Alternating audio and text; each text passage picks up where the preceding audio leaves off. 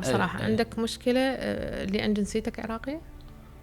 لا يعني أكو هواي ناس أبد. شوف أكو هواي ناس من جنسيات عربية يعيش مثلا بأي دولة عربية ما نذكر، أنا أعرفهم وأعرف الدولة اللي يسكنون بها، بس ما أريد أذكر مسميات حتى فدائما من أشوفهم هنا بكندا أسألهم شنو سبب جيتك هنا. هناك الحياة جيدة بالنسبة أنه يروح الأهل يقدر يزورهم بالبلد الثاني، الأمور المعيشية جيدة، الراتب، فرص عمل جيدة.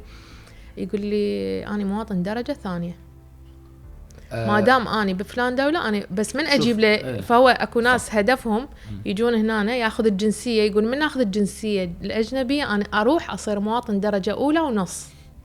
شوفي بعض الدول أنا ما أجي أتهم أي دولة أو يعني أوجه لها، لا هي عموميات إحنا نحكي بشكل عام. يعني في بعض الدول المواطن من أقول المواطن يعني صاحب المكان عندهم يعني له معاملة خاصة.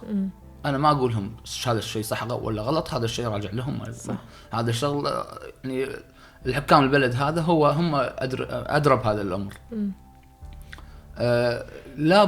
لابد تحصلين بهذه الدول معاملة خاصة للمواطن، لصاحب البلد، لصاحب الجنسية. مع أن هذا الشيء أنا أشوفه، أنا ضد هذا الشيء وما يعني كلش ما أوافق هذا الشيء. بس معاملة خاصة لهذا صاحب المكان أو صاحب البلد عن أي واحد جديد، عن الوافد أو المقيم أو أي شيء. دائما هذا بغض النظر إذا كنت عراقي أو أي يمكن أي حتى بكندا نشوف هاي الشغله، وهذا الشيء موجود حتى بكندا. حتى هنا يعني ممكن الناس تتصور انه بالضبط أكو انت اخذت الجنسيه الكنديه واخذت، بس ترى مو كندي تبقى درجه ثانيه مهما صرت انت حتى لو انولدت هنا عمرك كله ما طلعت من كندا صح. راح اشوف من شكلك يعرفونك، من عيونك، من لون شعرك، من لون عيونك، اي شيء.